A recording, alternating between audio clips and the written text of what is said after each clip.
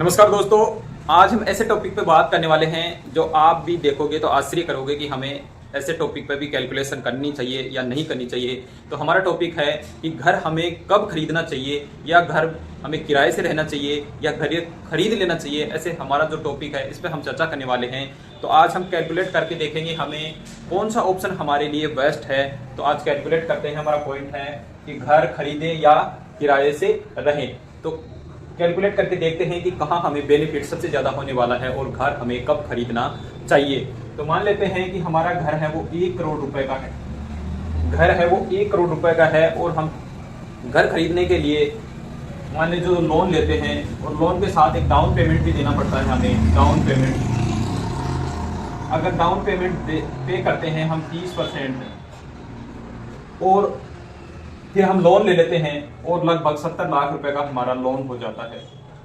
अब down payment देने के बाद में यानी डाउन पेमेंट हमारा 30 लाख रुपए यहाँ पर हो चुका है और इसकी जो 70 लाख रुपए की जो ईएमआई बनेगी हमारी वो बनेगी लगभग 60,000 रुपए पर मंथ बनने वाली है। और बात कर रहे हैं कि ये 20 साल बाद में इस घर की क्या वैल्यू रहने वाली है। 20 ईयर के बाद में इस घर की क्या वैल्यू रहने वाली है। अगर हम कैलकुलेट करके देखते हैं तो 20 साल के बाद में ये घर लगभग 6.5 लाख करोड़ के समथिंग हो सकता है। कम का भी हो सकता है, थोड़ा बहुत ऊपर नीचे ज्यादा भी हो सकता है, परंतु मैंने 10% का रिटर्न माना है यहाँ पर। तो रियल एस्टेट में हर जगह 10% का रिटर्न मिलता नहीं है, 8-9% का रिटर्न देखने को आपको ज्यादातर मिलता है। फिर भी हमने 10% का रिटर्न माना है और ये 1 करोड़ रुपए की आपकी वैल्यू अगर 10% से लगाते हैं तो 6 करोड़ 50 लाख रुपए होती है। अब हम कैलकुलेट आगे करके देखते हैं कि अगर हम किराए से रहते तो हमें क्या बेनिफिट होता या नुकसान होता। तो मान लीजिए आप रेंट से रह रहे हैं इस 1 करोड़ के घर में और आपका सपना है कि मेरे पास एक अच्छा सा और सुंदर सा घर हो जो जिसमें मैं रहूं तो मुझे सुकून अनुभव हो। तो इस मकान को आप किराए पे लेना चाह रहे हो। इसका किराया है 25,000 रुपए मंथली रेंट है इसका। 25,000 रुपए देकर आप 1 करोड़ का घर में आराम से रह सकते हो, जहां पर आपको कोई मेंटेनेंस वगैरह ये देने की जरूरत नहीं है। रोगन पेंट आदि कोई भी चीज, इंश्योरेंस वगैरह जो भी कुछ भी होगा वहां पर कोई आपको कुछ भी दिक्कत नहीं होनी। आपको सिर्फ एक रेंट देना है, हर महीने मंथली देना है और आपको आराम से वहां पर रहना है।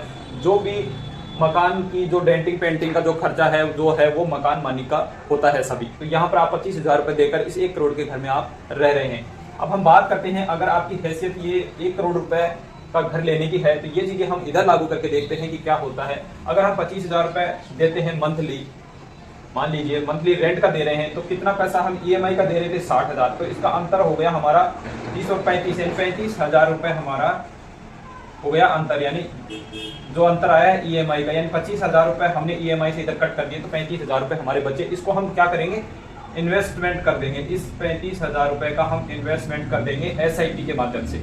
इसकी एक एसआईपी कर देंगे हम, म्यूचुअल फंड में एसआईपी करेंगे। और जो हमने 30 लाख रुपए जो डाउन पेमेंट किया था उसका भी हम जो डाउन पेमेंट था हमारा उसको भी हम इन्वेस्टमेंट कर देते हैं। क्योंकि हमने अगर ये घर हमने लोन पे लिया है तो ये हमारी हैसियत थी कि हम इस घर को खरीद सकते थे, तो क्या हम इधर भी यही सारा सिस्टम कर सकते हैं। तो डाउन पेमेंट को भी हम इन्वेस्टमेंट कर देते हैं, यानी 30 लाख रुपए का भी हम लमसम म्यूचुअल फंड में इन्वेस्टमेंट कर देते हैं। हमने इन्वेस्टमेंट कर दिया है। अब 20 साल के बाद में देखते हैं कि ये कितना पैसा आपका यहाँ पर बनने वाला है। जो 30 लाख रुपए आपने लगाए थे और हम यहाँ पर लगभग रिटर्न मानते हैं कि 20 साल में आपका 15% रिटर्न हम मानते हैं, ज्यादा नहीं, मात्र 15% का रिटर्न हमने अज्यूम किया है कि आप 20 साल में 15% का रिटर्न आराम से आपको देखने को मिल सकता है। तो जो हमने 30 लाख रुपए लमसम इन्वेस्टमेंट किया था वो उसका पैसा बन जाएगा लगभग 5 करोड़ रुपए। जो हमारा जो 30 लाख रुपए इन्वेस्टमेंट किया था उनका पैसा बनने वाला है 5 करोड़ रुपए 20 साल में 15% के हिसाब से। और जो हमारी जो 35,000 रुपए की जो ईएमआई चल रही थी उसका पैसा बनेगा यहाँ पर लगभग 5 करोड़ और 30 लाख रुपए, यानी 5 करोड़ 30 लाख रुपए बनने वाला है।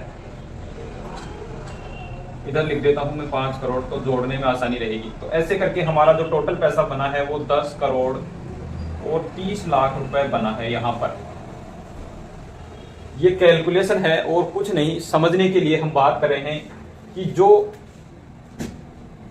घर आपने 1 करोड़ रुपए का जो खरीदा था वो 20 साल के बाद में उसकी जो वैल्यू है वो 6.5 करोड़ रुपए के समथिंग बनी है।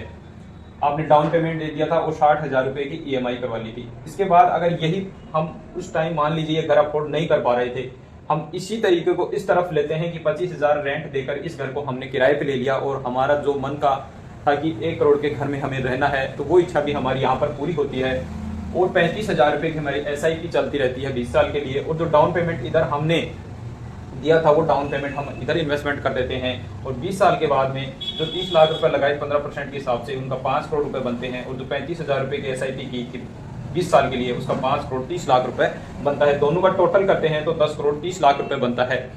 अब खरीद लीजिए ये घर, आप आसानी से खरीद सकते हैं। अब खरीदने में आपको कोई दिक्कत नहीं होगी और लगभग आपके पास 4 करोड़ रुपए के समथिंग आपके पास एक अच्छा खासा अमाउंट भी होगा। तो आप इस प्रकार से भी कैलकुलेशन और करके ये आने वाले टाइम में अपना फ्यूचर प्लानिंग कर सकते हैं। ये कैलकुलेशन था, किसी को ये सजेस्ट नहीं कर रहा हूं कि मैं आप कि ये कर नहीं करें और आप घर खरीदें या घर न खरीद के ये करें, जैसा आपको अच्छा लगे वैसा करें। यह एक कैलकुलेशन था कि आने वाले फ्यूचर में इस प्रकार भी हम प्लानिंग कर सकते हैं। वीडियो में दी गई जानकारी आपको अच्छी लगी हो, ये कैलकुलेट आप खुद भी कर देख सकते हैं और आपकी लाइफ में ये कैलकुलेशन के माध्यम से अगर फ्यूचर में कोई प्लानिंग कर पा रहे हो तो ऐड कर पाया हूँ अगर कोई वैल्यू, तो वीडियो को शेयर कीजिएगा, सब्सक्राइब कीजिएगा चैनल को। ऐसे ही महत्वपूर्ण वीडियो और आगे देखने को आपको मिलते रहेंगे। इसी के साथ जय हिंद, जय भारत दोस्तों।